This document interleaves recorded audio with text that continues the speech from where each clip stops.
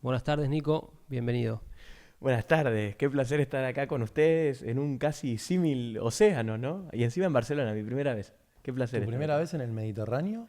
Mi primera vez en el Mediterráneo y mi primera vez también en Barcelona porque siempre para mí fue como un espacio de escala. Así que estar acá hoy, acá con una ambientación del océano y todo, nos seguimos sintiendo en casa un poquito también. Y Nico, ¿cómo empezó tu historia con el océano? Uy, eso es re loco también porque creo que se remonta no al Nico de 25 ahora, que va a cumplir 16, 26 ahora en unos pocos días, sino que se remonta más al Nico de 7 años, capaz, o 8 años, que estaba en esta misma posición, así como estamos hablando ahora. Capaz ustedes podrían ser tranquilamente como en ese sentido, no sé, mi mamá, mi papá, mi hermana y yo. Y estábamos viendo la tele y si no era fútbol, era documentales de National Geographic o Animal Planet, ¿no? De ese momento. Y me acuerdo porque siempre repetían hasta los mismos. Era como los 10 animales más asombrosos del océano, los 10 animales más asombrosos de la selva.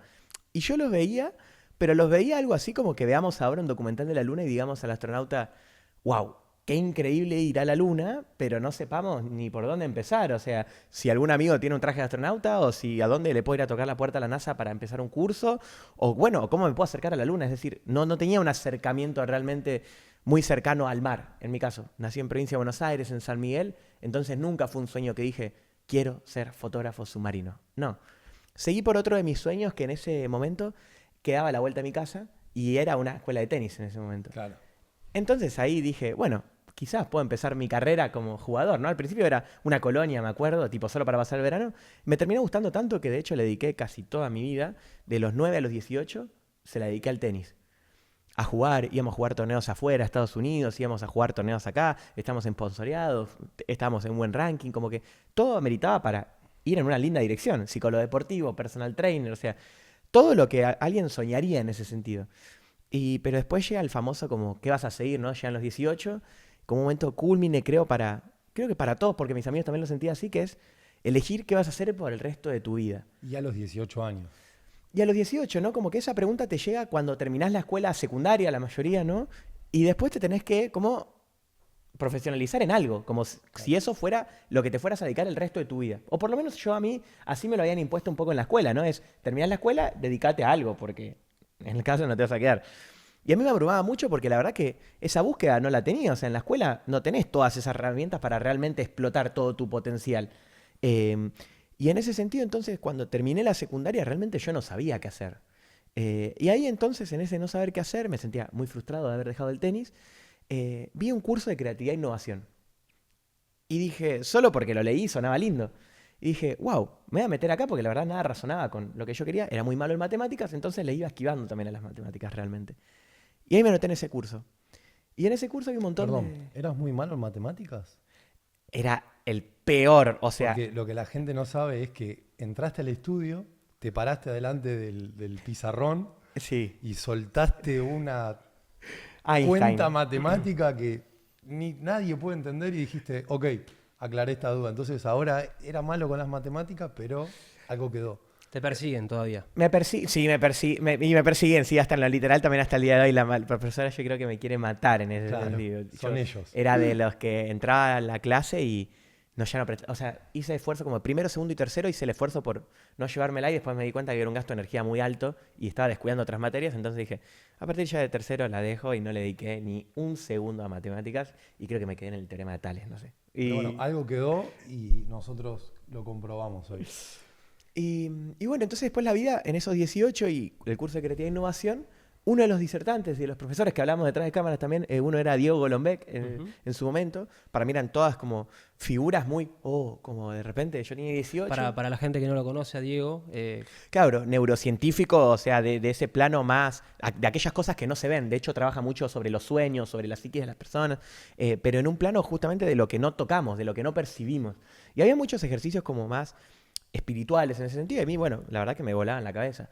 Y iba conociendo más, no solo él, sino un montón de personas más del mundo, yo qué sé, de criptomonedas, otro que tenía una casa sustentable, otros que tenían el mundo de la creatividad. Entonces yo me empezaba como a codear de esa gente, pero de vuelta, sin un rumbo, porque toda la gente había directores de escuela, había de un montón, y yo de vuelta salía a la secundaria, no tenía ningún background. Y entonces ahí es que uno de los profesores una vez dice que había estudiado en escuela de creativos. Y entonces dije, wow, eso existe, tipo, realmente. O sea, seguía sin tener un rumbo. Digo, eso la verdad me puede marcar un rumbo más. Y en la escuela de creatividad aprendí mucho, me anoté en ese curso, todo un año. Y en ese curso era más para creatividad publicitaria. Entré en una agencia, no me gustó la rutina básicamente, y en esa escuela de creativos siempre mandaban propuestas de trabajo.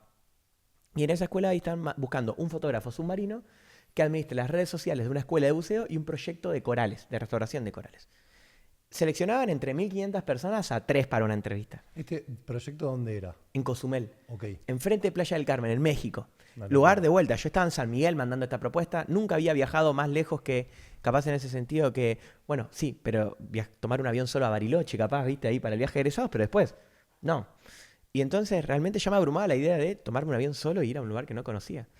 Pero entre esas 1.500 personas seleccionan a 3 para una entrevista y de las 3 a una para ese puesto.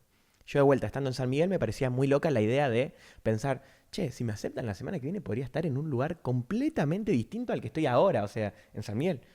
Y eso ya se me rompía la Matrix. Y entonces mandé, con mucha convicción, pero con poca experiencia, porque no tenía experiencia. Y entonces ahí mando el currículum, y de esas 3 personas para la entrevista seleccionan a una. Y finalmente esa una fui yo. Y ahí es que, bueno, empieza como mi carrera en el mundo más acuático, me pagan todos los cursos de buceo, fue un intercambio, yo le hacía fotografía. Y cuando conocí abajo del mar los tiburones, los corales y todo ese mundo, más que no sentís ni el peso de tus pies, no quise volver más arriba y ahí fue que un poco empezó todo, creo. Y después, bueno, se fue desarrollando. Esa era una de las preguntas que tenía. Digo, el Nico que era chico y se metía al mar con este Nico hombre de 18 años, directo a bucear. Sí, ¿Cómo? y la fotografía en el medio Claro. como herramienta, digamos. ¿Cuál es tu primer contacto con ese mundo? Que también es un mundo específico, que es el de las fotos. Bueno, con la fotografía para mí fue también otro camino muy loco porque en realidad nada de lo que hice lo quise hacer por el final. Es decir, nada de lo que empecé lo empecé para hacer el resultado de. Es decir, no es que empecé fotografía para ser fotógrafo, menos fotógrafo submarino. No es que empecé escuela de creatividad. Como que creo que algo muy lindo en eso es que como que por lo general estamos tan acostumbrados a empezar algo para hacer algo que en realidad nos olvidamos que realmente lo más importante está en el camino. O sea, ¿no? La frase, ¿no? Lo importante es el proceso. Pero a veces como que la meta nos tiene tan como alerta, como tan ansiosos de querer perseguirla, que lo único que nos hace es distanciarnos un poco más, ¿no? ¿Y Como el tenis te ayudó a esto de punto a punto, esperar las cosas? O sea, ¿cómo construiste la ansiedad con el tenis? Digo, sí, hay un laburo ahí. Sí, yo creo que todo, al final de cuentas, como todo te va sirviendo, ¿viste? Como aquel que capaz estudió 7 años y dice, no, estudié 7 años al pedo de medicina y ahora me di cuenta que me gustaba psicología. No, esos 7 años para la psicología que querés ahora hacer te van a reservir porque vas a encarar con un punto de vista muy distinto a cualquiera. Y eso creo que es increíble de los humanos, que el camino de cada uno es re distinto, aún así seamos de la misma profesión. Es decir, cada camino fue muy distinto y cada obstáculo también por lo que hayamos pasado nos va a hacer el resultado de lo que seamos hoy. Entonces, con respecto al mío personal, el tenis me ayudó mucho, porque en ese sentido es muy individualista, es muy creerte que podés con todo, en ese sentido, en un sentido muy límite también, porque por un lado está muy lindo creer que vos podés con todo, pero realmente también te das cuenta en un punto que está bueno también pedir ayuda. Llámese terapia, llámese charlar con amigos, llámese... Porque el tenis de esa manera te convierte como un toro, como un caballo que no ves, o sea, como, bueno, che, yo tengo que ganar y yo tengo que hacer esto y como muy máquina, y que está buenísimo porque me sirvió para conseguir un montón de cosas, las cuales creo que conseguí hoy. Pero por el otro lado también, bueno, no deja de ser un deporte muy individualista, que no puedes apoyarte en nadie porque no es que puedes hablar las cosas mientras con un DT o algo. Entonces yo creo que sí todo me ayudó bueno, al resultado del Nico de hoy. Y con respecto al Nico ese, cuando conocí ese mar, en su momento que conocí las profundidades y no quería volver más arriba, bueno, después cuando terminó ese año y que fue increíble, que de hecho ahí vi tiburones ballena, animales gigantes de 12 metros y todo, después cuando volví, me tocó volver a San Miguel, me tocó volver en un escenario capaz no tan favorable porque volví como en la pandemia casi, volví 2 meses antes de la pandemia y les contaba un poquito también antes que, bueno, a todos creo que nos pasó también, pero por lo menos en mi caso, la pasé en San Miguel, muy depresivo, muy triste, pero a niveles como literal que ni yo me conocía en ese sentido, a ese punto. Y no podía salir, porque bueno, la depresión y la tristeza creo que te abraza mucho, el salir de tu cama un poco más, ¿no? Que puedes estar 15 minutos más y así te puedes pasar todo el día. El celular te la puedes pasar 24 horas y no te das cuenta de la noción del tiempo. Y entre 4 paredes yo creo que se vuelve también un poco todo más difícil. Porque en la naturaleza, bueno, el viento, todo va cambiando, pero ahí en mi casa, en 4 paredes, y me resultaba, la verdad, bastante... Y aparte volvías de una experiencia... Claro, la pérdida de mundo repentinamente. Exacto. O sea, el mundo se descubría y de pronto una situación te obligaba a volver al principio y en un contexto de pleno encierro. Ese contraste siento que... Sí, para mí fue como que te den de probar un helado riquísimo y que te Exacto. encante, que te haya encantado, pero de repente saber que por lo menos de acá a un mediano plazo o largo plazo no lo vas a poder probar. Entonces es como, uy, che, me había encantado realmente, en este caso la fotografía submarina, y había encontrado de alguna manera también, de vuelta, mi razón de ser, como que era muy difícil porque no la ¿Cuánto encontraba. duró, Nico, este proceso en Cozumel? Un año. Ah, Un año fue, justo, en realidad 11 meses y medio, justo para las fiestas volví, en diciembre 2019, y la pandemia fue en marzo más o menos, 2020 más o menos que empezamos. Y entonces, bueno, esa era porque había conocido un mundo increíble y de repente se me cerraron las puertas. Bueno, me costó muchísimo salir de ahí, me acuerdo que salí porque mi papá se fue a Mar del Plata en un viaje de 3 días y yo no quería ir, porque de vuelta, me quería quedar en mi casa, o sea, ¿para qué me quería ir? No quería ir. Y en ese punto me quedé, tenía también problemas de sueño, pasé de largo esa noche y mi papá se estaba yendo ya para Mar del Plata y le digo, che, pará, viejo, yo también me voy. Me preparé una mochilita rápido y me subí. Y cuando me subí, dije, bueno, no sé lo que estoy haciendo, pero la verdad estuvo bueno salir de casa un poquito. Y ahí de vuelta me conecté de vuelta con el mar. Teníamos una casita en Mar del Plata, aquellos que tenían dirección en Mar del Plata podían salir, entonces por suerte, plan soñado, viejo, playa, poder salir de vuelta, y increíble. Y me empecé a conectar un poquito más conmigo, porque si, no sé, si mi vida hubiese sido como un gráfico de la economía, llamemos, los números estaban muy en rojo cuando yo estaba en la pandemia, casi como que tenía quiebra, como que se iba a desplomar todo. Volviendo al mar y por suerte con este viaje con mi viejo, empieza a remontar como un poquito a cero, como a estar estable, no bien los números en verde, pero cero. Y después, por suerte, estando en el mar, los números empiezan a repuntar y estar como en verde, ¿no? Como si una línea de tiempo hubiese ido para arriba. este Y típico clip de problemas 0%, mar... Pero al revés, problemas 100%, mar 0. como que el mar en ese sentido ya a nivel natural, o sea, no es que lo digo yo porque igual sí, me encanta, soy un enamorado del mar y soy un fanático, pero el mar naturalmente ya nos irradia, ¿no? Esa dopamina, esa serotonina, ¿no? Todas esas sensaciones que nos hacen sentir más tranquilos. Ya el simple hecho de ir más lejos, de ver un infinito, ya creo que te abre un infinito de posibilidades al pensar. A diferencia de estar en tu casa y pensar de que, bueno, o tenés este o este camino, cuando en realidad hay millones de caminos en realidad posibles, ¿no? Entonces ahí, bueno, empecé a conectarme de vuelta con el mar, empecé a surfear, de hecho viví un tiempo ahí en Chapadmalal, al lado de Mar del Plata, y estando como los números un poquito más en verde, yo vi una noticia de Enrique Piñeiro, un filántropo, director de cine, que había ido a documentar la pesca ilegal en Argentina, en la milla 200 y 201. La ciudad flotante le llamaban, como un Nueva York de día lleno de luces, pero en el medio del océano. Y me parecía muy increíble la noticia, pero de vuelta es como, wow, fueron en un avión, ¿cómo? Yo no puedo ir a documentar esto, ni voy nadando, ni pidiendo un barco. Entonces me comuniqué con el equipo. Así como casi como cuando recibí su mensaje, me hacía acordar, yo mandé un mensaje diciendo, hola, soy Nico, así como mandé en Cozumel, tengo esto y esto, tengo muchas ganas de poder ayudarlos en la próxima expedición a que su mensaje pueda expandirse mucho más. Me hicieron, bueno, en las próximas ocasiones te vamos a estar llamando, seguramente. Pasaron 2 meses, yo estando en Chapadmalal, saliendo a surfear, literal, salía con la tabla, una llamada perdida. Llamo y me dicen, Nico, hay un posible vuelo internacional. ¿Te sumás? Sí, obvio, yo estaba en Mar del Plata. Al otro día me dicen, Nico, no vamos a documentar la pesca ilegal en Senegal. Prepara tus cosas, mañana salís. De Mar del Plata, fui rápido a dar la vacuna de la fiebre amarilla, fui al aeropuerto y me subí a un avión para ir a Senegal. Ahí nos estaba esperando Enrique y la idea era hacer un sobrevuelo para documentar la pesca ilegal como un ejemplo de cómo podría ser Argentina en los próximos años si se siguen otorgando estos permisos de pesca, ¿no? Que hoy en día, por suerte, en el mar argentino está rebalsando de vida, pero bueno, todo tiene un límite. Es como que saque los libros en un punto.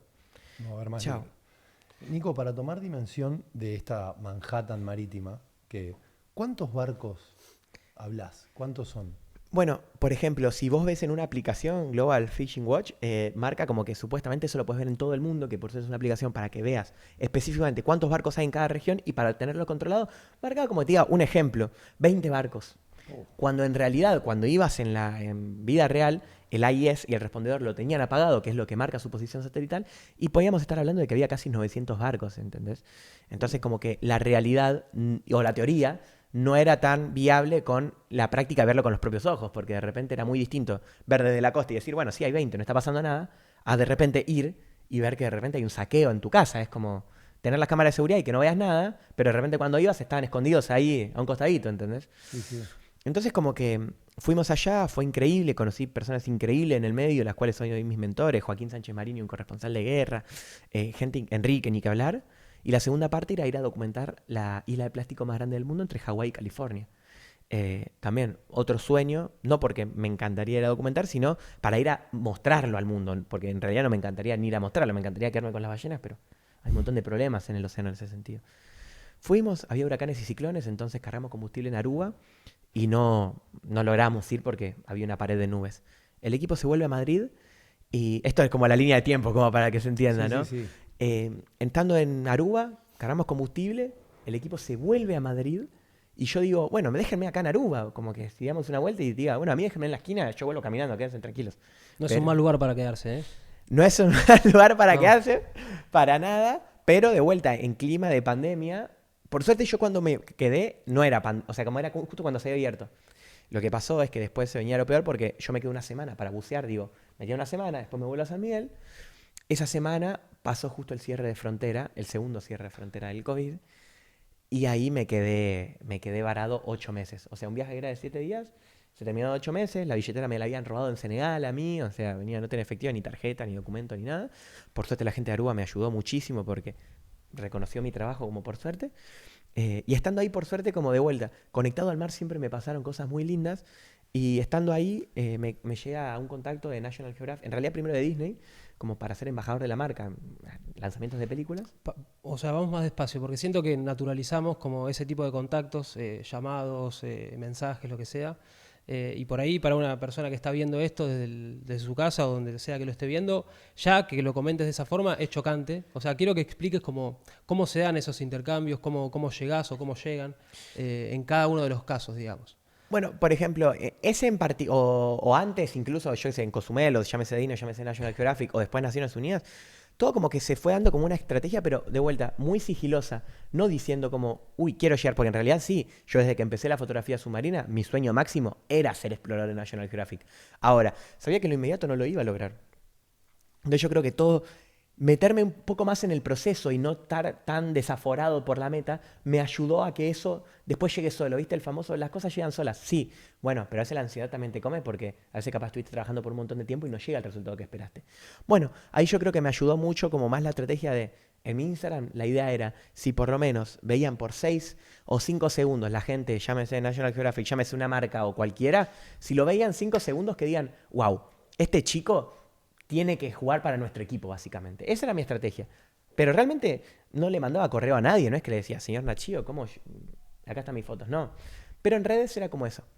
Y entonces ahí es que después me empezaron a llegar correos de diferentes marcas, pero yo estaba muy como metido en mi causa en ese sentido, el océano, no estaba dispuesto a negociar con algo más. Y en el medio, estando en Aruba, justamente en esta situación varado, Disney hacía lanzamientos de marcas, entonces llama a influencers o creadores de contenido. Y ahí en esa entré yo. Y después de eso, me llama la directora también de National Geographic, me envía un kit increíble. Yo ya con el kit me acuerdo que era una botellita. Tengo una foto de mi primera acción que era una botellita de Nachio con una bolsa, un cepillo, ¿viste? Un kit más de merchandising. Y con eso ya me parecía increíble porque decía, wow, Nachio había pensado en mí. Y después no solo eso, sino que la vida tenía preparado para mí todo esto, que era que cuando tengo la reunión con National Geographic, me dicen que tenía perfil de explorador. Y cuando me dijeron eso, es como básicamente estar jugando. ¿Qué es tener perfil de explorador? Bueno, claro, es como básicamente jugar a la pelota y decir, che, vos tenés perfil de 9 y vos siempre jugabas de mediocampista, pero sabías que eras 9, básicamente. Bueno, así, pero en mi rol, que era ser el perfil de explorador, era que en ese sentido era activista. Yo tenía muchas limpiezas de playa, movimientos ambientales, desafíos en redes sociales. Al mismo tiempo tenía mi etapa más documentalista de fotografía, la narrativa a través del storytelling. En ese momento todavía no existían los reels. Recién se estaban sacando las historias, entonces yo como que metía bastante historias y hacía como que te diga los lunes noches de pulpo, los martes noche de corales, los miércoles noche de tiburones, como que iba segmentando como para que la gente tenga un poquito de información y la fotografía era mi herramienta para llamar la atención. Instagram y la ciencia era para que puedas entender qué es lo que estás viendo y después el activismo para que puedas formar parte de lo que estás viendo, es decir, no solo como, wow, me llamó la atención, qué lindo tiburón. No, che, ¿qué puedo hacer por este tiburón? Y ahí fue que entonces, en esta reunión de National Geographic, me dicen que tenía perfil de explorador y que querían escuchar un proyecto acerca de mí. Que realmente estaban interesados en verlo, pero que podían verlo, no que garantizarme que quede. Y entonces ahí cuando yo mandé y en diciembre estaba actualizando la casilla de correo como loco, esperando a que me llegue el correo. Y me dicen, si te llega un correo es porque quedaste, si no te llega, no. Imagínate, del mundo seleccionan, hay millones y millones de personas del mundo. Es como, no sé, quedar en el mejor club de fútbol o... Aparte, qué fea esa espera. Claro, Qué o sea, larga. y al mismo tiempo también de vuelta, yo siendo muy consciente, no para tirarme abajo, pero sabiendo de que capaz no era en esta la oportunidad, porque para mí lo de National Geographic iba a ser algo que iba a seguir toda mi vida, o que me iba a llegar de grande, pero que yo iba a estar dispuesto a darlo todo en ese sentido, y eso iba a ser mi norte. Bueno, por suerte en diciembre me llega con que había sido seleccionado como uno de los 25 exploradores del mundo de National Geographic, con mi proyecto Migrantes del Pacífico, y Migrantes del Pacífico se encarga de documentar la ruta migratoria del tiburón martillo en Islas Galápagos y la migración de la ballena gris en Baja California Sur. Y ahí, bueno, me fui a Galápagos, pasé mi cumpleaños, 200 tiburones martillo, me quedé a vivir en Baja California y ahí se empezó a abrir, creo que otro mundo. ¿Y esas migraciones cómo son? Re locas, porque, por ejemplo, a mí me tocaba de repente ver migraciones de las cuales veían los documentales que les comentaba al principio. Sí. De repente no estaba viendo solo el grupo de 500 delfines adelante mío, como les mostraba detrás de cámara, sino que los veía adelante mío y con mi cámara le permitía mostrarle al resto del mundo. Y más en Argentina, que capaz yo sentía que estábamos muy desconectados del océano, a no ser que vivas en Mar del Plata o en Madrid. Entonces para mí era muy loco vivir en carne propia eso que veía en la tele. Como para mí fue estar sentado en el sillón y tirarme de clavado a la tele y vivirlo. Y después de repente, bueno, toda la adrenalina que te genera eso. Una ballena, un tiburón, un delfín, una orca. Como el corazón te late muy rápido. Y ahí por suerte, viviendo en Baja California, el mundo como que se empezó a expandir mucho. Y estando ahí yo pensé que iba a estar tranquilo haciendo mi proyecto, documentando las orcas y las acústicas. Por suerte, Naciones Unidas me llama a una conferencia y me dice si estaban seleccionando un programa de 11 jóvenes para documentar en el Polo Norte la atlantificación. Y yo digo, sí, obvio, ¿es dónde mando? Así igual que National Geographic, ¡pum!, me seleccionan para ir al Polo Norte. Y pasamos 2 meses saliendo de Londres a Noruega, Polo Norte, Islandia. Todo de día, ¿no? Viste que hay un estigma generado con la conexión entre el ser humano y los animales, y vos ves a alguien y decís, bueno, este pibe debe ser hijo de pescadores. Este pibe debe ser hijo de, no sé, marinero, ¿no? No por el nombre, sí. Debe ser. Los primeros encuentros del pibe de San Miguel con una ballena de 12 metros o un tiburón. Sí. ¿Cómo te recibieron los animales? ¿Qué sentían? Al principio mucha paz, porque el atolondrado era yo en Claro. ese sentido. Ellos estaban re tranquilos y yo era como que, no yo, sino mi corazón era como no está. Yo creo que en ese sentido fui entrenando mucho al corazón. Como que al principio el corazón cuando estaba ahí me latía muy fuerte, ¿entendés? Como ahora no es que lo normalizo, pero trato de controlarlo un poquito más para que no se me vaya la emoción, solo de emoción, sino poder con la cámara ser un poco consciente y transmitir más allá, porque mi trabajo me lleva a eso, a no solo disfrutar o atravesar la emoción que me genera el animal, sino de poder traducir esa emoción a una foto o a un video, en mi caso por el instrumento de la cámara. Entonces al principio era como, lo primero era paz en los animales y yo era atolondrado. Después con el diario del lunes ya fue como todo mejorando y con todos los animales me fui controlando un poco más. Con el único animal que capaz el corazón se me va un poco más es con la orca. Porque con todos los animales yo trato de controlar la cabeza y el corazón, pero con la orca como que la cabeza está tranquila, pero el corazón dice, no, tengo que estar más vivo que nunca porque acá te necesito, básicamente. Y el corazón no para de latir, como si veas algo que te impone tanto que realmente, o sea que... ¿Pero por qué con la orca? Y yo creo que ya para mí por lo menos incontrolable. Es muy grande, es muy rápida, tiene esos aspectos más terroríficos que uno le podría llamar la atención, llámese dientes.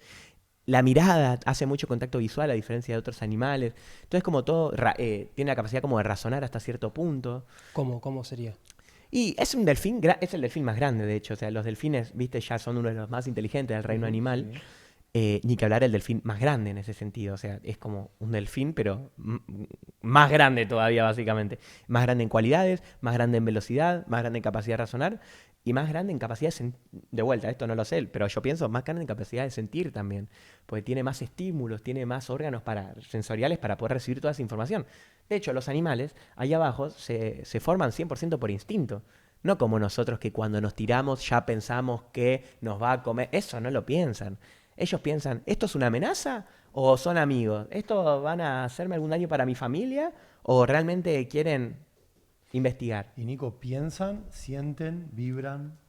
Todo. Todo. Yo creo que hay algo muy lindo, hay un documental muy lindo que se llama El Pulpo Maestro. Sí, lo vi. Que lo ves ahí, básicamente. Bueno, eso yo creo que es replicado y apto para todos los animales. Es decir, así como veías al pulpo, viste, que dormía, que tenía sueños, que jugaba, que iba a cazaba, buscarlo, que que iba a se ponía buscarlo, celoso. que se ponía todo lo que ven. Yo digo, para mí los animales son como personas, pero mejores personas. Y nada más que por suerte no tienen la capacidad de razonar tanto como nosotros. Entonces no le dan tanta vuelta al asunto. Es instinto, amor y ahí, afinidad, llámese. Y el estar presente. O sea, yo creo que los animales lo que más me traen es el estar presente. Y, por ejemplo, el pulpo maestro es que cada animal hace eso en realidad. La orca o el tiburón, llámese que tiene más mala fama, no es que solo vive atacando y vive desaforadamente por la vida. El tiburón también duerme, el tiburón también tiene crías, el tiburón también tiene una familia, el tiburón también tiene una novia, el tiburón también está enamorado, el tiburón también tiene días malos y días buenos. Días que quiere jugar y días que quiere que nadie lo joda. O sea, y realmente es eso de la naturaleza también. Es la capacidad capaz de, o por lo menos para mí, de plasmarnos en un otro que no habla como nosotros. Porque el tiburón habla, pero no así como esto tan directo. Hablan un lenguaje que creo que termina siendo más directo más allá de la palabra. Porque la palabra capaz está más atravesada por un montón de cosas nuestras, más emociones. Ellos, solo con el movimiento ya te dicen algo. O por lo menos yo lo leo así. Algunos podrán decir, uy, qué hippie este loco, o no, pero yo lo leo así y me atraviesa. Y con la cámara les traduzco ese movimiento o esa mirada o ese reflejo que me tradució ese animal. Y con eso después, bueno, en las redes sociales lo traduzco y la gente después se vuelve un poco más loca y dice, wow, Nico, me acercás al océano. Sí, pero yo creo que el proceso más rico es todo el previo a, no es solo apretar una foto, sino establecer una conexión con el animal. Y esa conexión siempre es distinta. O sea, nos comentabas antes como que cada vez que te embarcás o vas a una expedición o lo que sea, lo que aparece en vos y lo que aparece en lo que ves y la experiencia es nueva. Sí, porque en la naturaleza también es todo muy incierto y muy infinito. Es decir, puedes estar en el mismo lugar, a la misma hora, pero diferente día, y la situación va a ser completamente distinta en todos los factores. En cuanto, ya para empezar, vos no vas a ser el mismo que ayer. Ya para empezar, porque capaz tuviste un mal día, un buen día, te peleaste con alguien, o viste el día de una mejor manera. Viste que hay días que te levantás solo de mal humor porque pintó, y otro día que te levantaste de que te querés comer al mundo y no sabes por qué. Y yo creo que somos eso. Somos un canal que atraviesan todas las emociones en ese sentido. Y hay que percibirnos como eso, porque no abrazarnos a ninguna. Saber que todo va a pasar. Llámese la buena, disfrutar la buena, la mala, poder transitar la mala, porque en realidad hay mucho aprendizaje. Y los momentos no tan buenos, bueno, acordarnos porque después hay momentos lindos que después son los que capaz menos nos acordamos, pero cuando estamos mal son los que más nos acordamos. Sí, y aparte, sí, exacto. Y aparte, digo, de las personas te podés escapar más fácil, el animal siente todo.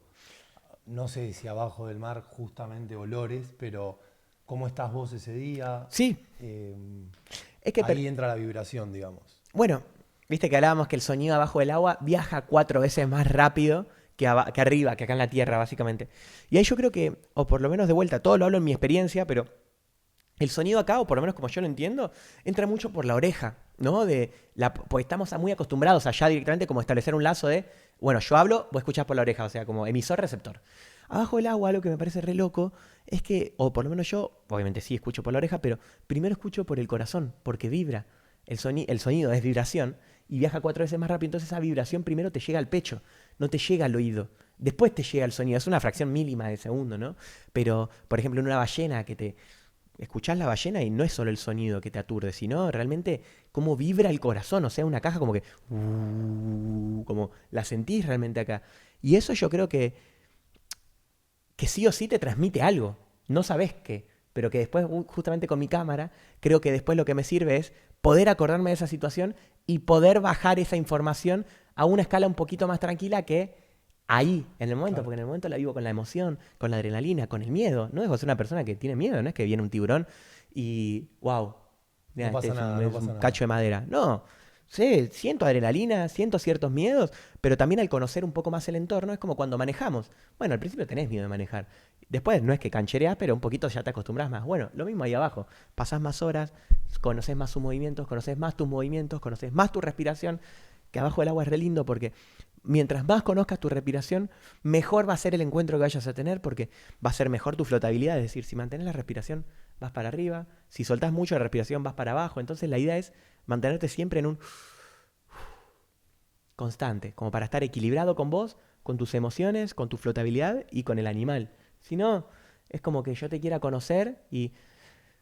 Mauri, Mauri, Mauri, Mauri. Y vos no me conocés y probablemente digas, bueno, che, la verdad no sé si quiero conocer a este loco, Sí, capaz tanto. no hablo de esta manera, yo no tengo este tipo de código. Nico, y viste del pulpo maestro, ¿tuviste algún animal en puntual, uno, que formaste un vínculo? Yo trato de por lo menos vincular vínculos con todos los animales. Lo que pasa es que, bueno, después del otro lado es como que básicamente salgas a un boliche, creo, y quieras establecer un vínculo para tener una relación. Bueno, ya no depende de vos. Vos podés establecer un montón de vínculos, podés estar hablando a diferentes personas, pero después, bueno, queda en la otra persona en ver con qué afinidad tenés o no. Sí, Lo mismo me match. pasa abajo. Claro, literal, como un match. O sea, abajo el agua, y son pocos los momentos también, porque de vuelta hay veces que los animales no tienen ganas de interactuar. Y yo no es que los persigo por la foto, al contrario, tipo, si ya interpreto que no, yo lo que más quiero es generar un encuentro genuino con el animal realmente. Entonces, en ese sentido, me ha pasado, pero fueron mucho más los que no también. Las veces que no maché también, porque el animal capaz o estaba cansado o estaba lo que sea. Pero sí, en particular con orcas, me pasó a establecer un vínculo muy cercano porque te miran en los ojos, te perciben, te dan vueltas, y me ha pasado de estar cara a cara con orcas cazando. Estaban cazando un pez luna o un mola mola, un pez de 3 metros, y que te imaginás en tu cabeza, así, para los que no están viendo, tipo, no se lo imaginan en imágenes, y te imaginas un encuentro sangriento. Pero abajo del agua para mí estaba sonando una canción de jazz, literal. El encuentro no era sangriento y así desgarrador de... y saco. Como si arriba un león a un elefante. Exactamente, Ok. sino que era más como algo muy tranquilo y se notaba que no era de un instinto asesino, por más de que, bueno, después los animales necesitan comer en ese sentido. Y no es que es, de hecho, la orca le llaman ballena asesina porque es el mega depredador. No, es como que a nosotros le llaman humanos asesinos porque comen carne aquellos que comen carne. Es decir, no, cada uno es libre de poder elegir lo que queramos. Creo que es más, el humano tiene más capacidad de elegir. La orca capaz es algo más natural que sí instintos en Claro. ese sentido. Entonces ahí, bueno, me ha pasado de generar encuentros con orcas y que de repente me ofrezcan la comida, cosas que había visto en documentales y que decía, wow, ¿esto es así? ¿Te acercaban la comida? Sí, algo que yo había visto en documentales es que te ofrecen la comida. Se dice, y esto sí no está chequeado, pero por lo menos las hipótesis que ahora arrojan los científicos es que quieren establecer un lenguaje, una comunicación interespecie. ¿Qué se llama esto? Tipo que entre especies justamente, un lenguaje, un diálogo entre especies. Es decir, no está desarrollado claramente, nadie puede hablar con una orca, pero parece que esa es su manera de poder como de alguna manera acercarse. Bueno, La búsqueda. claro, de ahí a que alguien lo haya hecho realmente no está comprobado porque cuando te ofrecen la comida es como que yo te ofrezco un pedazo de pizza. Bueno, pero todavía no pasó del otro lado que alguien... La recibo. Exactamente, ¿entendés? Entonces como llámese miedo, llámese lo que sea, yo no iba a ser el primero en ese sentido porque no me iba a arriesgar de vuelta a... De hecho, el muchacho del pulpo maestro va, creo que los 365 días al mismo lugar, a la misma hora, todas las mañanas. Era Sí, algo así, ¿no? sí. Bueno, acá pasa lo mismo. Lo que pasa es que algunos animales no pasa como nosotros, capaz que establecemos un vínculo y tenemos más memoria. Tiene memoria, pero la memoria va por otro lado. La memoria no va desde el recuerdo, sino va más desde el sentimiento, emoción no, sino sería más como el sentimiento o sensación, ¿entendés? Como, ¿ves esto? Ah, me acuerdo a esto, pero no que me acuerdo de esa persona, ¿se entiende? O sí, capaz que no llegamos a ese punto. Entonces, con ese sentido, como por suerte pude desarrollar un montón de encuentros así, bucear de noche, un montón. Pero para seguir con la línea de Eso, tiempo, tu recorrido. ahí estaba re bueno porque, bueno, me había quedado en el sentido de ir a Baja California y lo del Polo Norte, y que me parecía increíble porque el Polo Norte para mí era muy Papá Noel nomás. Le digo, ¿cómo llegar ahí? Y de repente eran 2 meses de día, son 6 meses de día y 6 meses de noche. Entonces me tocó los 2 meses de día y yo manija bárbaro de la foto, no me iba a dormir nunca más. Volviendo del Polo Norte, pensé que iba de vuelta a estar tranquilo en mi casa, y por suerte no, me llaman de vuelta y había un proyecto que estaba siguiendo la ruta de Charles Darwin, estaba dando la vuelta al mundo siguiendo los pasos de Darwin. Entonces a mí me llaman y me dicen, Nico, te queremos conocer una semana en Fernando de Noronha. ¿Podrías venir? El norte de Brasil. Norte de Brasil, entre Brasil y África, Sí. el océano Atlántico. Vendría a ser como el Galápagos del Atlántico. Y a mí me dicen, Nico, ¿puedes venir una semana? Sí, obvio. Fui una semana, fui a hacer un documental de tiburones, les voló la cabeza, tipo, porque a mí me encanta cada lugar que voy dar el 1000% en ese sentido, romperla. Y hice unas fotos que la verdad les gustaron mucho y me dijeron, Nico, nos encantaría que te quedes los 2 años dando la vuelta al mundo con nosotros. Cosa a la cual no es que no me podía resistir, pero la verdad que la vida 2 años arriba de un barco es heavy, o sea, aunque parezca re linda. Después ahora, cuando le vaya contando, yo terminé asumiendo un poquito sí, pero con la condición de subirme y bajarme. Algo así como a Darwin cuando le habían propuesto de dar la vuelta al mundo también. Bueno, Darwin que había sumido 1 año. Yo asumí con la condición de, bueno, subirme y bajarme en los proyectos que me parecían interesantes, aunque todos me parecían interesantes, porque después Fernando de Noroña me dijeron, ¿querés venir a Salvador de Bahía a hacer un documental de tortugas marinas? Y dije, sí. ¿Querés venir después a Río de Janeiro, que está Sara Darwin, que te quiere conocer y bucear, a hacer un documental con corales? Y sí. ¿Querés después venir a la Patagonia Argentina, que vamos a hacer un documental de ballena? Y sí. ¿Querés venir de estando en Argentina, justo estando en Argentina? Ahora les cuento, pero yo venía a Argentina, venía de recibir un premio, que ahora nos vamos a detener más ahí, pero venía a recibir un premio re importante y me tuve 2 días solo y me decían, Nico, ¿querés venirte a Malvinas a pasar Año Nuevo y Navidad? Y sí, haciendo un documental de pingüinos. Nico, ¿querés navegar después por el estrecho de Magallanes y dar la vuelta por los fiordos chilenos? Y sí. O sea, era todo, ¿entendés? Era como, casi todo era innegable, ¿entendés? Era como que yo hasta a veces quería decir que no, pero la cosa, ahí está de vuelta como la misión o la vocación, lo que sea, era tan fuerte que no le podía decir que no. O sea, decirle que no era decirle que no a mis sueños, no decirle que no a la expedición. Entonces para mí era muy difícil. Es como el océano que nunca para. La ola que siempre, o sea, vos la ves y no es una ola grande que bueno y que viene, se regenera todo el tiempo. Todo el tiempo, Y no claro. importa en dónde esté, siempre la ola va y viene y se regenera y chupa y saca lo nuevo, y chupa y saca lo nuevo, y todo el tiempo. Y el océano, de vuelta, podrían llamarme más hippie, pero yo aprendo un montón de esas cosas, o sea, desde de cómo se purifica, lo que hablábamos en los ríos antes, de lo que te llama, de que a veces está más bravo, otros días más calmo, de que días a veces hay menos visibilidad, hay días más visibilidad, como en la vida. Hay días que tenés el panorama re claro y ves todo con una profundidad, y hay días que no ves ni la palma de tu mano.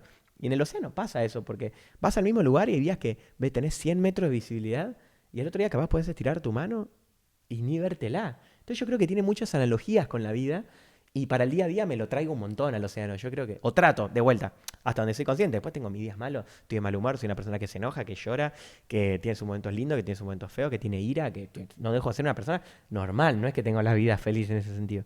Pero tengo un poco más de herramientas capaz para traerme al océano día a día y decir, che, el océano hace de esta manera, tratemos de ser un poquito océano. Y ahí en la línea de tiempo, después de Malvinas, bueno, vuelvo a Baja California y ahí termino ganando un premio que creo que es como de los más importantes para mí o para todo fotógrafo.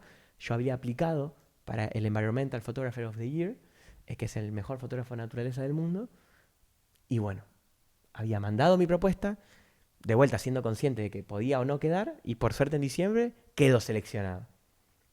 Y ahí para mí fue algo increíble, o sea, realmente, porque no me lo esperaba, o sea, realmente como ganar el mundial para mí en lo Sí, personal. primera TP ganado. Sí, y de una forma muy linda, volví a Argentina, volví a ver a mi familia, venía de Malvinas, o sea, era como todo muy llamador. Y bueno, y después la vida fue sorprendiendo en ese sentido, o sea, desde lo de las Naciones Unidas, después terminamos hablando en Azerbaiyán con presidente de Azerbaiyán y la ministra de Cambio Climático de Etiopía, o sea, como que la vida iba sorprendiendo y diciendo, wow, no dejo de ser ese Nico de 7 años, nada más que con 25 hoy. Entonces, bueno, lo iba atravesando de esa manera en ese sentido. Sí, y digo, el mismo de 7 años, pero que saltó el sillón. Totalmente. Ahora sí sabes cómo hacen esos exploradores. Ahora sí sabes. Ahora sí sé, y no solo lo sé, que creo que me parece lo más lindo también de mi trabajo, por lo menos lo que me toca, que es compartirlo al mundo, o compartirlo con el otro. Porque yo me acuerdo que cuando yo recién empezaba, soy re curioso en ese sentido, yo mandaba un montón de mensajes, o sea, llámese a los expertos o a los que recién empezaba, y me la redaba contra la pared porque esas personas no me contestaban, ¿entendés? Tipo, no me daban información, como que te diga, bueno, nosotros nos vamos a entender mejor, pero como que te diga, bueno, che, ¿con qué lente sacaste esta foto? Y viste que parece que no, porque yo lo quiero romper a esa barrera que hay, pero un poco en la industria y en todas las industrias hay, viste eso de, no te comparto ciertos secretos porque son míos. Y en realidad, yo considero así con las palabras más vulgares, al pedo. Porque realmente está re bueno. Si yo hice todo este camino, ¿para qué te vas a fumar todo vos? Sería como muy estúpido pensar de que vos te tenés que comer todo el proceso para llegar a donde... Si yo te puedo dar herramientas para que vos llegues a donde capaz yo llegué, y al contrario, te voy a adelantar un camino que vos vas a poder llegar hasta incluso más alto porque ¿qué? Nos vamos construyendo sobre los cimientos. No es que vamos... Sino de la otra manera es como construir, romper. ¿Querés construir? Construir de vuelta.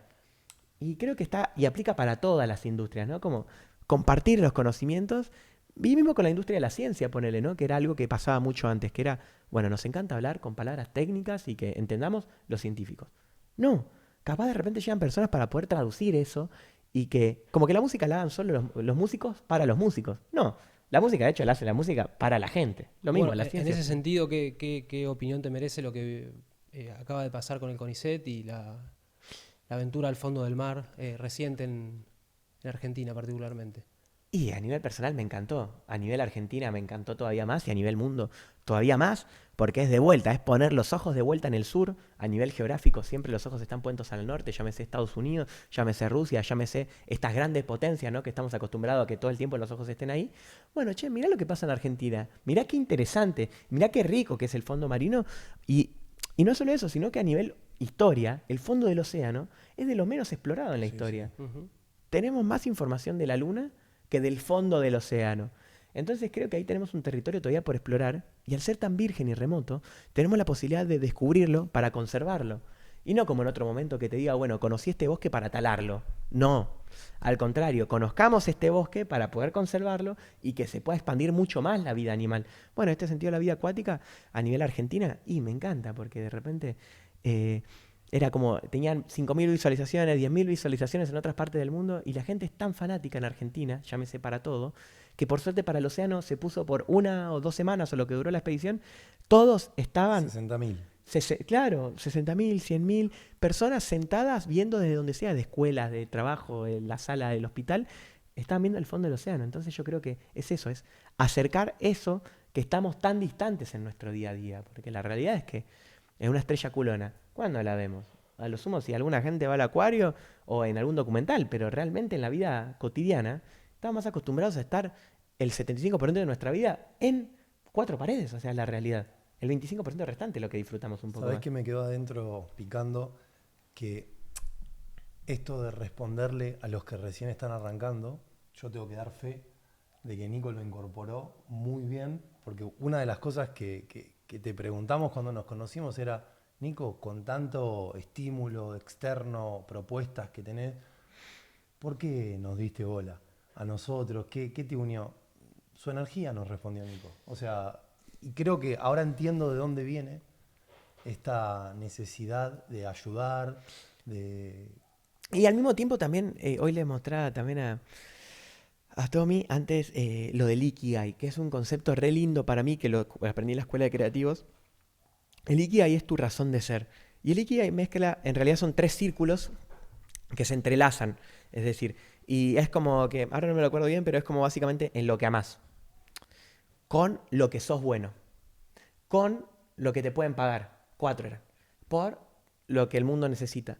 Entonces necesariamente capaz, por lo que te pueden pagar, no es necesariamente lo que amás, porque capaz el trabajo que tenés y te están pagando no es necesariamente de lo que estás amando, pero lo que sos bueno y lo que te pueden pagar es tu profesión de alguna manera, pero no necesariamente es lo que amás. Entonces yo creo que es un concepto, no me voy a poner en detalle con esto, pero es un concepto re lindo para explorar, porque yo creo que está re lindo porque todos tenemos una razón de ser. Todos, digo, la humanidad en sí. Es decir, la ballena como receptora de carbono, el tiburón como es control de plagas, los corales como es, ¿no? Como casa y vivienda de un montón y de la mayoría de la vida marina.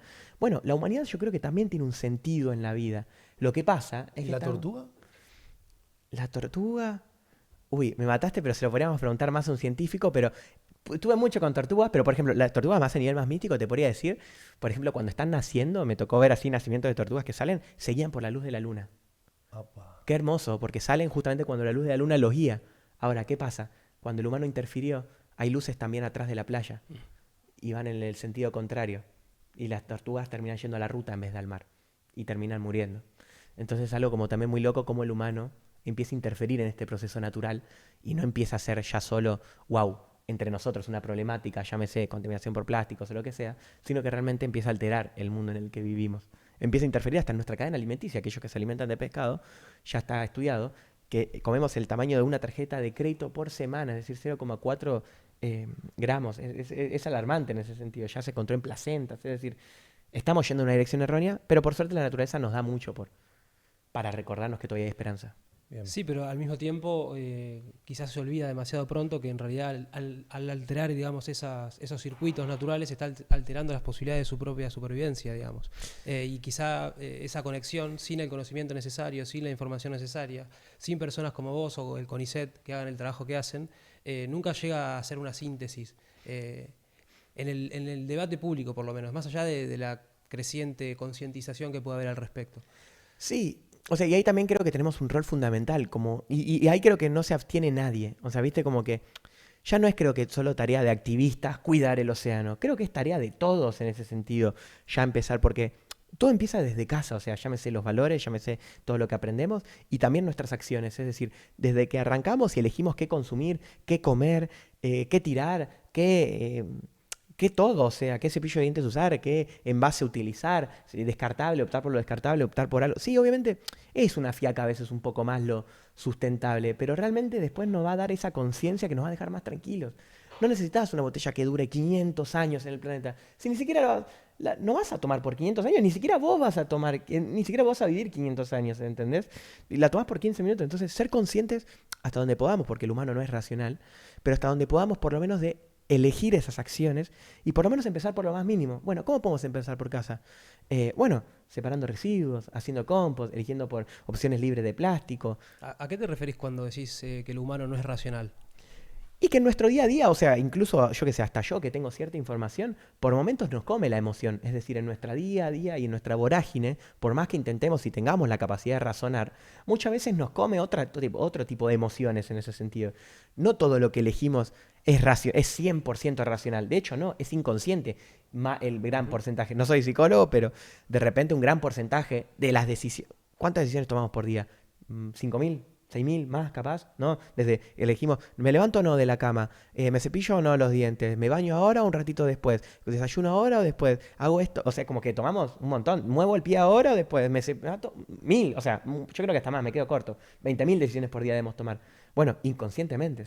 Ahí es donde yo creo que racionalmente podamos atajar hasta las mayores que podamos. Es decir, cuando nos acordamos, bueno, pensemos en elegir el camino bueno en ese sentido, llámese lo sustentable o algo que no perdure mucho en el planeta en ese caso. Cuando lo escuché decir esto de la racionalidad, pensaba lo que él conoce de los animales son mucho más racionales, que a priori no deberían razonar, pero las tortugas que van a la ruta, si va una vez y la atropellan y zafa de no morirse, no va más. Claro, lo que Nosotros pasa... vamos, la queremos saltar, construir un puente. Exactamente, un poco pasa así, pero básicamente sí, lo que pasa con los animales es que también hay un punto de no retorno, ¿entendés? Nosotros, bueno, podemos volver a elegir, a optar por A o por B. Los animales ya no. No. Es decir, si la tortuga va en esa dirección de la ruta, la tortuga no zafa. Si la tortuga eligió comer una medusa pensando que era una bolsa de plástico, pensando que era una medusa, no tiene ya, no va al médico y se lo saca. Exacto. Es decir, entonces ahí yo creo que tenemos el doble de responsabilidad, porque tenemos el doble de capacidad de poder pensar. Que de hecho, yo creo que las grandes potencias, o la humanidad en sí, se define como seres superiores de la naturaleza. Si no, no la estaríamos tratando de esta manera, yo creo. Cuando en realidad es al contrario. En la naturaleza manda el planeta, o sea, y nos damos cuenta que una inundación nos puede dejar así y no hay millones de dólares, o sea, no hay billete el cual nos pueda ayudar para respirar después. Entonces yo creo que ahí es alarmante poder todavía ser conscientes de la era en la cual estamos viviendo y todavía estamos en un punto en el cual podemos retornar. Y ya en los próximos años, si el océano aumenta 1.5, un grado la temperatura, que para nosotros podría decir, che, Nico, no, un grado no va a alterar nada. Bueno, te quiero ver a ver si, no sé si le pasó, sube 2 grados la temperatura de tu cuerpo. ¿Qué pasa? Catástrofe. Transpirás. Por favor, un medicamento. Quiero ir al doctor porque me siento muy mal. Imagínate la temperatura si sube del mar o del océano o del planeta y empiezas a sentir esa fiebre. Sí, en ese sentido como que corremos el riesgo de ser la única especie que considera que no vale la pena salvarse a sí misma y salvar al mundo en el que vive porque no es rentable. En ese sentido hay un grado de irracionalidad que es muy difícil de entender y que efectivamente es trabajo de nuestra generación y de las generaciones que vengan revertir, me parece, ¿no? Sí, porque ahí está nuestra tarea. El océano, por ejemplo, nos da el 80% del oxígeno que respiramos, aunque no lo tengamos en cuenta. Es decir, no es para sacarle mérito a los árboles. Los árboles son un gran precipitador de lluvia, o sea, ayudan a que justamente las ciudades no se inunden. Pero si es por el oxígeno que respiramos realmente, 8 de cada 10 respiraciones son gracias al océano. O sea, estemos cerca o estemos lejos, independientemente de todo estemos, el océano está en nosotros. Ahora, lo que pasa es que a veces está tan callado y está tan golpeado, llámese por proyecto de hidrocarburo, contaminación por plástico, islas de plástico gigantes que ya tienen el tamaño de países, que bueno, que el océano cada vez se queda con un poco menos de fuerza. Pero ahí yo creo que hay un montón, no por mí, porque de vuelta hay un montón de personas, por suerte, que cada uno de su lado aporta al océano o al planeta. Bueno, que podamos alzar esas voces y hasta uno pueda hacer de su casa, es decir, ninguno queda absento ahí desde ese sentido, porque si sos médico, bueno, puedes hacer algo ahí, a tus pacientes les puedes irradiar. Si sos músico, bueno, puedes poner tu voz para... O sea, yo creo que ya todas las áreas involucran sí o sí a la naturaleza y en esa dirección vamos, yo creo, más allá de que, bueno, el panorama capaz es un poco más drástico o negativo, ya me sé. Nos quedamos en Fernando de Noroña, Ujú. Salvador de Bahía, y ahí cómo seguimos. Ahí fui a Malvinas, Sí, en Malvinas que había terminado de ganar el premio. En Malvinas para mí fue una de las experiencias más locas porque hicimos mucho trabajo en colaboración con Ciro, también con Ciro Espesa, sí. Víctor Heredia, porque bueno, yo fui a hacer un trabajo increíble de un censo de pingüinos rey, pingüinos Magallanes, albatros, pingüinos macaroni, no me quiero olvidar de ninguno, pero vimos todos. Orcas ¿Cuánto cazando. tiempo, Nico, dura esto? En Por ejemplo, Malvinas, Malvinas. un mes estuve. En ¿En Ma- alta mar?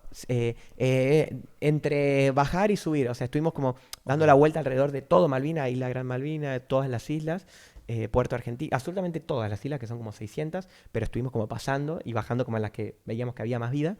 Nos manejábamos por mapas que eran de hace 40 años, porque no hay mapas actuales de ahí, porque eran islas que pisaban menos de 5 personas por año.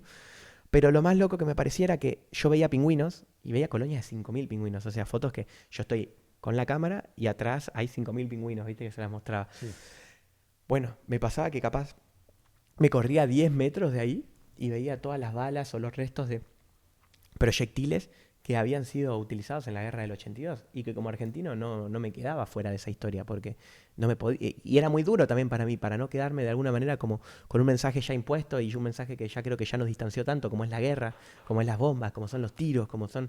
De vuelta, o sea, yo me imaginaba yendo, no me quiero ni imaginar por la catástrofe que habrán pasado, pero yo me acuerdo Malvinas, un territorio muy agreste, nubes bajas, frío extremo, o sea, la guerra contra el clima, más allá de obviamente, sentido llámese Argentina, Inglaterra, y yo estaba yendo y había olas de 15 metros, realmente, que la ola la veías arriba como un edificio de 5 pisos. Fueron las más altas que viste, ¿no? Sí, nunca.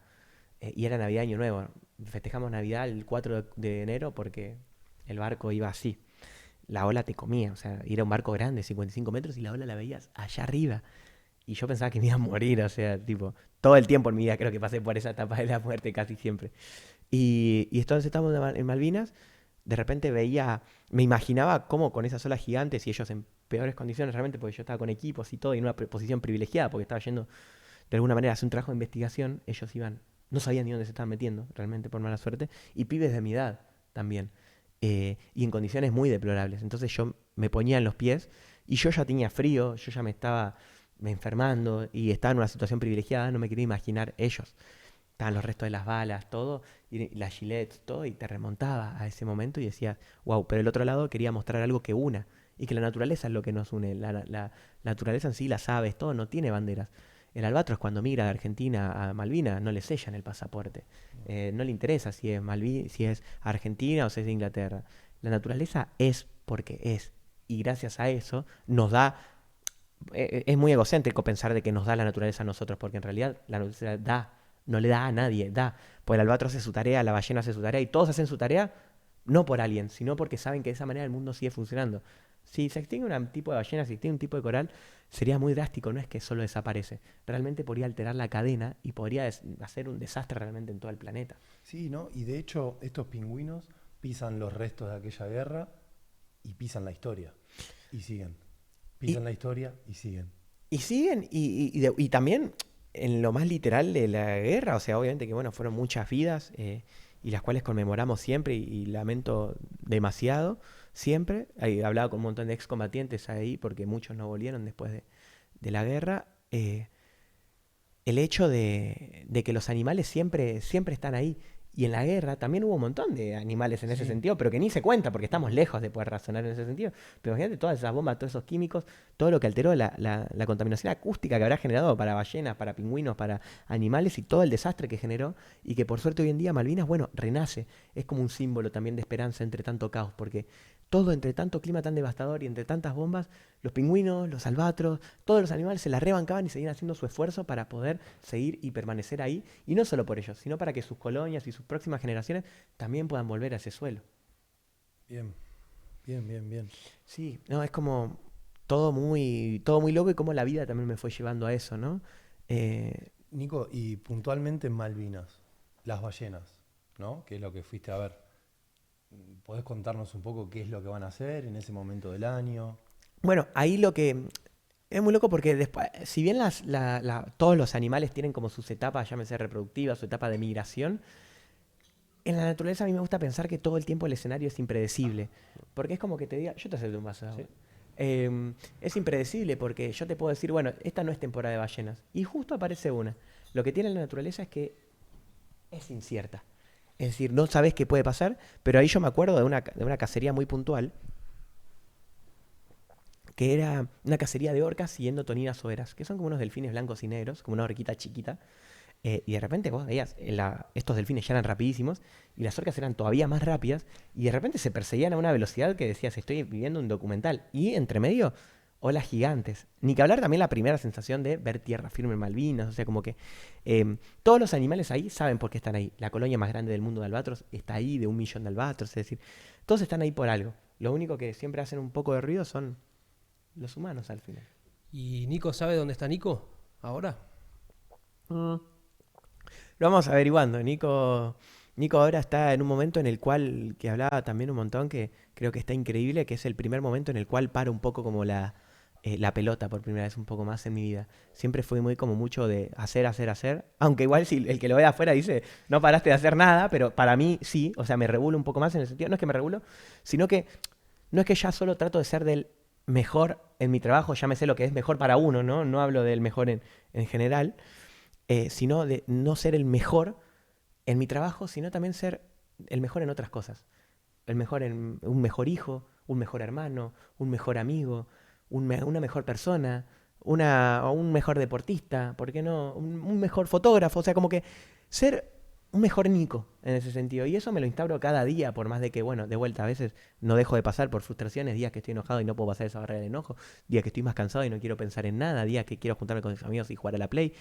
Como que siento que voy atravesando cada etapa a su ritmo. Hay veces que sí me pongo ansioso y digo, loco, ¿dónde está el proyecto este que me mueva tanto? Y después de repente, pum, me llega una misión que me hace dar miedo hasta las patas realmente. Entonces como que en ese sentido de repente digo, wow, o sea, quédate tranquilo y confía que la vida va en esta dirección. Yo con el psicólogo hablaba mucho decía, no es que tengo miedo, pero digo, y si todo esto en algún momento se detiene, digo, ¿cómo sostengo todo esto? Porque la verdad que ahora estoy acostumbrado a no es nivel de vida en cuanto a la calidad, pero un nivel de vida muy que la adrenalina está muy presente segundo a segundo.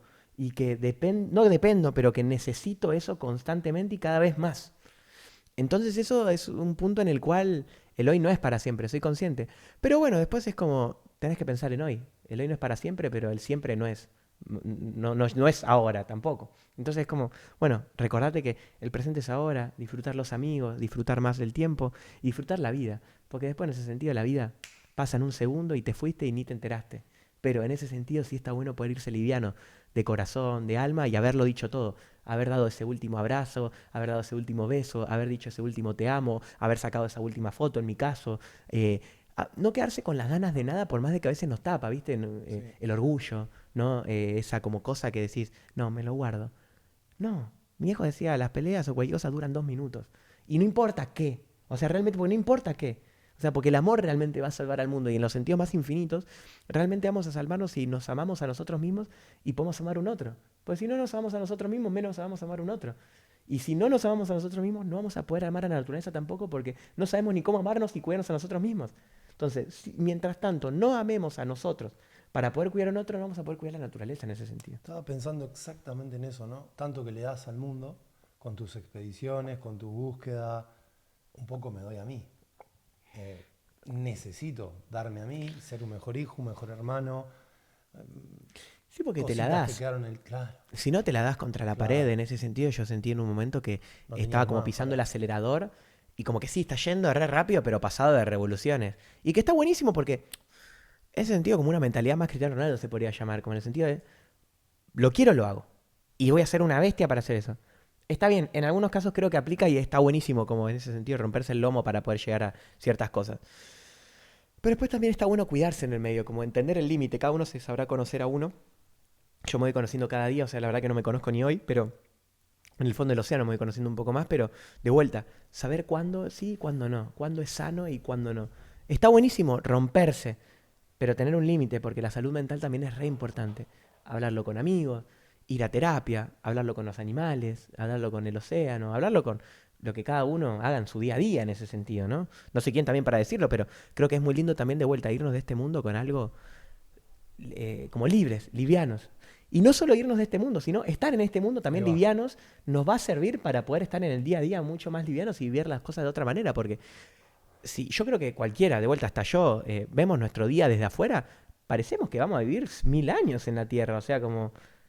Y sin embargo, no, o sea, todo el tiempo estamos en un constante acercamiento con la muerte y no sabemos cuándo se va a terminar esto. Bueno, poder hacer consciente a las personas de que esto se termina, pero la naturaleza no. Y bueno, dejar un legado, porque eso sí va a quedar. Nosotros somos materia, esto se va. El legado, la historia, la leyenda, la historia va a quedar. Bien. Em, para volver un poco a la línea del tiempo y cómo seguía este viaje, Malvinas, y de ahí a qué pasamos. Malvinas pasa más al estrecho de Magallanes, de vuelta mucha historia por ahí. Yo terminé haciendo un censo de ballena 6 y de delfín austral ahí, un proyecto muy interesante, un documental. Y después me vuelvo a Baja California, me traigo a mi perro, traigo todas mis cosas. Y ¿Tu ahí, perro bueno, te lo había llevado de Argentina a Baja California? no, lo Ah, adopté en Baja California y me lo traje para Argentina. ok. Dejé mi van. Mira, no te la mostré, mira vos que haces van. Ahora mira, te la voy a mostrar después. Em, y después de ahí, bueno, salió el nombramiento del embajador como Naciones Unidas, también algo increíble. Y después me terminé yendo a Azerbaiyán, justamente a hablar con el presidente de Azerbaiyán y el ministro de Cambio Climático de ¿Qué le Somalia. dijiste? No, la verdad que fue un discurso bastante, en ese sentido, como Protocolar. protocolar. Ok. Fui a leer The Baku Call for Peace, que es un llamado de la paz para Bakú, Sí, para sí. esa zona de conflicto tanto que está. Entonces de ese lado es como más de ese lado. Pero después es el networking o los lazos que estableces detrás del discurso. Es decir, que eso es lo que más que ahí puedo ser yo. El discurso es, bueno, está bueno igual que lo pueda decir de repente un tipo joven, dentro de toda gente grande, con muchos cargos, y yo de repente ahí más fresco, capaz más joven, pero después es como todas las conexiones que generás ahí alrededor y todos los contactos que te llevas para tus próximas expediciones que son re necesarios. Entonces, como desde ese lado eso. Y después, bueno, después me tocó ya, me mudé a Argentina, abrimos más una cafetería con mi mamá. Como que la vida me fue llevando a diferentes cosas que de vuelta ahora me ocupo en no ser el mejor, sino de vuelta, ser una mejor versión de mí en cada día de mi vida. Sí, y esto de siempre poner al miedo, a los desafíos, ahí adelante, ¿no? Y como lo que hablabas con el psicólogo, por instinto ir al encuentro. Siempre, el instinto nunca falla en ese sentido. Entonces, como siempre, seguir tu Vos me hablabas corazón. mucho de las pistas en el proceso. ¿Qué Sí, son? en ese sentido la vida nos va dando muchas pistas en el camino, las cuales las pistas se podrían llamar que son más hippies, como que son las más inestables, las más intangibles. Pero las pistas además, o sea, para mí las pistas son lo que te pasa en el día a día. Es decir, todo nos pasa por algo, más allá, entiendas o no, que si pasa causalidad o casualidad, entiendo que todo nos pasa por algo. Todo, o sea, todo. No tengo la conciencia absoluta para saber todo, ¿no? Me cayó una piedra, bueno, ¿por qué será? Pero yo creo que tiene un significado. Pero algunas cosas en las que los podamos detener, los invito a detenerse un segundo y pensar, ¿por qué me pasó esto? Ya me sé, sea bueno o malo, porque lo malo también tiene, es más, lo malo tiene más para aprender que lo bueno. Sí. Lo bueno es una victoria que todos te reconocen, todos te aplauden y todos van a estar ahí. Ahora, en las malas, no todos van a estar ahí y ni incluso vos vas a estar ahí casi, o sea, como que hasta te ausentás vos mismo en las malas. Entonces ahí yo creo que las pistas son increíbles para poder darnos cuenta de que estamos en lo correcto. El camino es largo, a veces puede quedarnos lejos, pero no entremos en la ansiedad, en esas emociones que por lo general son tóxicas o que son necesarias pero que son tóxicas. Que consideremos que todo es pasajero, que todo va a pasar y que todo en la vida también nos pasa por algo. Bueno, entenderlo por qué y avanzar sobre eso. O sea, tratar de dar un mini significado, no te digo de todo. pero por lo menos ahí apoyarnos en esas pistas y ahí te va a decir, bueno, estoy en el camino correcto. Y ya con eso ya es suficiente, no te enredes más en saber más, porque el humano a veces se vuelve loco por saber qué va a pasar. Y en realidad no sabemos. Nico, ¿cuál fue la misión que puso en jaque a Nico? Y yo creo que más ahora en ese sentido, más de las últimas que me tocó más hacer como una misión humanitaria en la cual me tocaba como de repente ver todo desde otro lado, o sea, en ese sentido yo tenía una expectativa muy alta en cuanto a lo que era la misión, cuando llegué me encontré con otro escenario, el cual capaz distinto, o sea, ni peor ni mejor, y que en ese caso yo estaba dispuesto hasta dar la vida capaz en algo que no era mi causa o mi lucha en ese sentido. Entonces, bueno, con la muerte estoy igual siempre en ese sentido, uno de afuera podrá decir, wow, con los tiburones siempre está cerca, yo sé que no, o sea, puede pasar, pero no, es como salir en el auto y manejar y puedes chocar, sí, obvio, como puedes caminar y te puedes doblar el pie, o sea, no estamos absentos de nada. Pero bueno, ahí es donde yo creo que la vida siempre está en riesgo y yo creo que como de vuelta, lo único que no me arrepiento es de no ser valiente en ese sentido. Todo el tiempo ir un poco más, de vuelta, escuchando tu corazón, siendo consciente y sabiendo qué batallas dar y cuáles no. De vuelta, es como valiente, pero no boludo en ese sentido, no meterme en cualquier lado.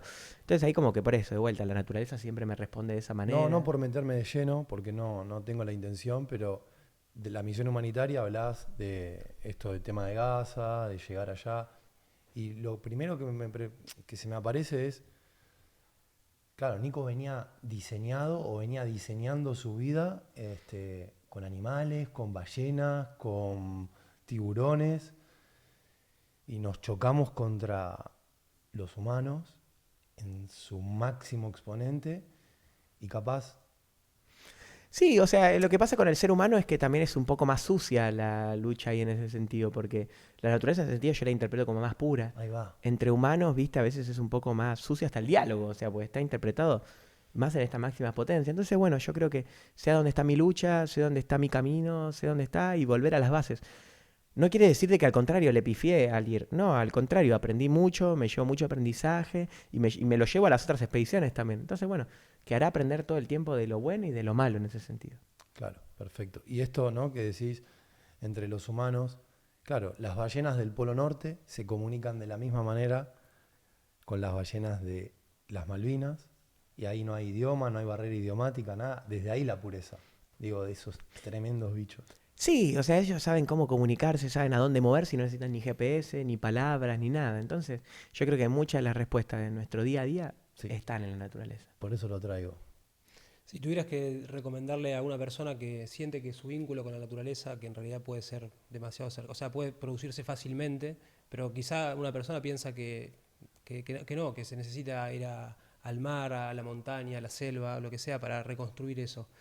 ¿Cómo sugerís que descubra en sí la posibilidad de reconectarse con todo eso?